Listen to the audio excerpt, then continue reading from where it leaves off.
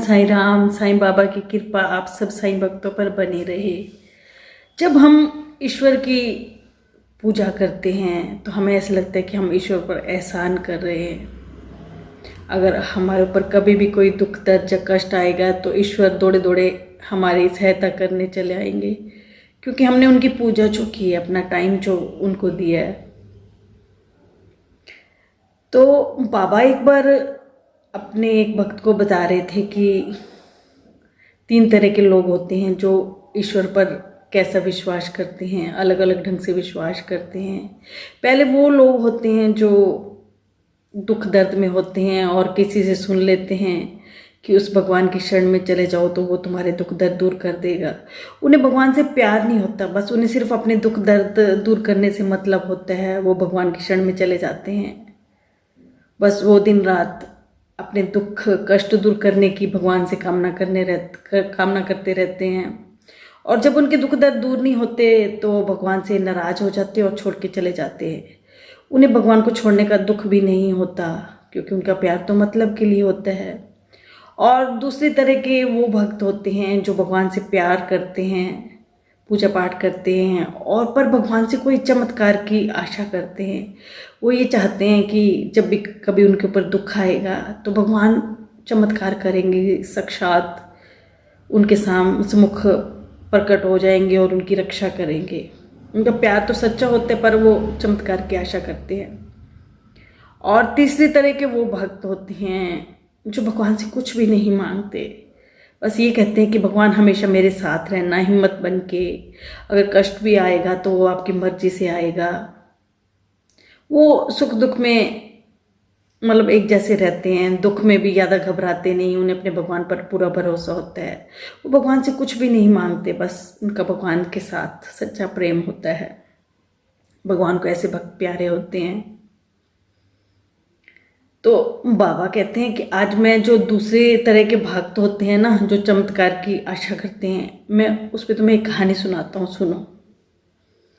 मेरा एक भक्त था जो मुझसे प्यार करता था। प्यार तो करता था पर वो चमत्कार की भी आशा करता था। वो सोचता था कि उसकी ज़िंदगी में कभी दुख आएगा तो मैं उसके पास आके उसकी रक्षा कर दूंगा। मैं रक्षा तो हमेशा करता हूँ अपने भक्तों की, मैं किसी भी रूप में आके कर सकता हूँ। पर उसको ये था कि बाबा आएंगे साक्षात मेरे सामने। तो एक बार ऐसा हुआ कि वो सुबह घूमने के लिए गया हुआ था। तो जब वो घूमने के लिए जा रहा था तो पीछे से एक आदमी थोड़ा दौड़ा आया। उसको कहने लगा कि पीछे से एक पागल हाथी आ रहा है जो सबको मार रहा है, तुम भाग जाओ, वो तुम्हें भी घायल कर देगा। उसने कई लोगों को घायल कर दिया। पर मेरे उस भक्त ने कहा कि मेरा पागल हाथी कुछ भी नहीं बिगाड़ पाएगा, क्योंकि बाबा मेरी रक्षा करेंगे। मैं बाबा से प्यार करता हूँ, बाबा मेरी रक्षा करने आएंगे। वो पागल हाथी मेरा कुछ भी नहीं कर पाएगा। वो व्यक्ति चला गया और फिर उसके बाद 2 सन्यासी फिर आए और कहने लगे कि तुम भाग जाओ जल्दी जल्दी, पीछे से पागल हाथी बहुत करीब आ रहा है, वो तुम्हें घायल कर देगा। तो वो कहने लगा कमाल है, आप सन्यासी होके भी अपने भगवान पे विश्वास नहीं करते। जिनके साथ भगवान होते हैं उनको कोई भी बाल बांका नहीं कर सकता। मेरे साथ तो मेरे बाबा हैं, पागल हाथी मेरा क्या कर पाएगा, बाबा मेरा तो कुछ भी नहीं करने देंगे। सन्यासी मुस्कुराए और चले गए। वो वहीं खड़ा रहा। उसे बहुत विश्वास था कि पागल हाथी तो ऐसे निकल जाएगा, अगर वो कुछ करने की कोशिश करेगा तो मेरे बाबा आके उससे लड़ने लग जाएंगे। फिर थोड़ी देर बाद 5-6 और लोगों की भीड़ वहाँ पे आई और उसने भी उस व्यक्ति को सचेत किया। पर नहीं, उसे तो मुझ पर पूरा विश्वास था कि मैं उसकी पूरी रक्षा करूँगा। वो वहीं खड़ा रहा, उसे कोई डर नहीं। पागल हाथी उसके नज़दीक आता गया पर वो खड़ा रहा। पागल हाथी ने आके उसको मारी सूंड और वो दूर जाके गिर गया। उसको चोट आ गई, बहुत ज़्यादा तो नहीं आई पर आ गई चोट। जब उसको चोट आई तो मुझ पे बहुत गुस्से होने लगा। कहने लगा कि बाबा मैंने आपको इतना प्यार किया, मैंने आपका इतना पूजा पाठ किया और मैंने तो लोगों को कह दिया कि मेरे बाबा है, मेरा कुछ नहीं हो सकता। आपने तो मेरी रक्षा ही नहीं की। लोग तो मेरा मजाक उड़ाएंगे कि कैसे तुम्हारे बाबा है, तुम्हें तो इतना विश्वास है, तुम्हारे बाबा तुम्हें छोड़ गए। तो कहने लगा कि बाबा आप मुझसे प्यार नहीं करते, आप मेरी रक्षा करने नहीं आए। मैंने आपका इतना पूजा पाठ किया, आपको इतना टाइम दिया। वो लड़ता रहा मुझसे, वो मन का साफ था, बहुत लड़ता रहा। वो सारा दिन मुझे लड़ता ही रहा। रात को जब सोया तो मैं उसके सपने में गया। मैंने उसको कहा कि मैं तुम्हारी रक्षा करने तो आया था। तो वो कहने लगा, कब आए थे बाबा, मैंने तो आपको नहीं देखा। तो मैंने उसको कहा कि जो पहला व्यक्ति आया था वो मैं ही तो था। मैं तुम्हें सचेत कर रहा था, पर तुमने मेरी बात ही नहीं सुनी और तुम खड़े रहे। फिर मैं तुम्हें दोबारा आया साधु के रूप में सचेत करने के लिए, पर तुम फिर भी नहीं माने। फिर जो 5-10 लोगों की भीड़ आई, वो मेरे ही रूप थे। मैं तुम्हें सचेत करने आया, तुमने मेरी बात मानी ही नहीं।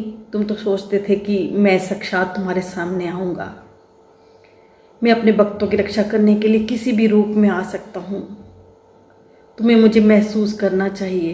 तुम्हें अगर मुझसे इतना प्यार करते हो तो तुम्हें मेरे जो आसपास महसूस करना चाहिए तुम्हें। तो इस कहानी से हमें क्या शिक्षा मिलती है? यही कि भगवान हमारी मदद करने के लिए जरूर आते हैं। कई बार भगवान हम उचित अवसर प्रदान करते हैं। अगर हमने उन अवसर का उचित उपयोग कर लिया तो हमारे लिए चमत्कार हो जाते हैं। अगर हमने उन अवसर को हाथ से गंवा दिया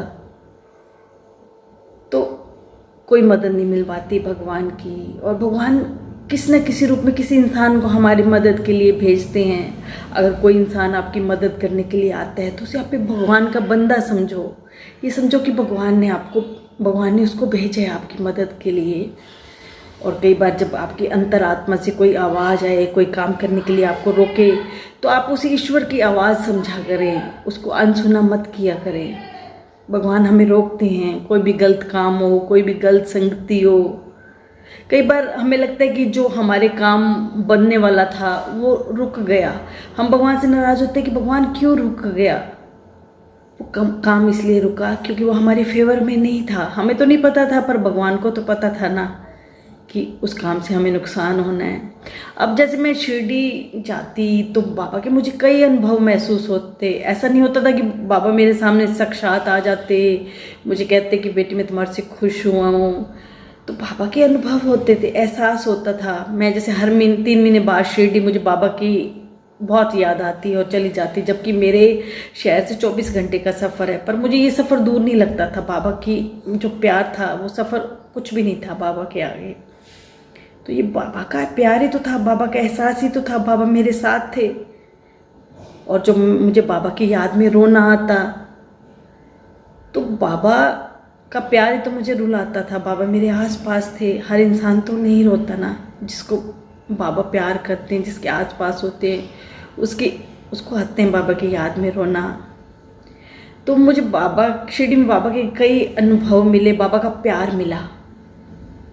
मैं आपको एक बताती हूँ कि बाबा ने कैसे अपने खजाने में से मुझे एक खजाना दिया।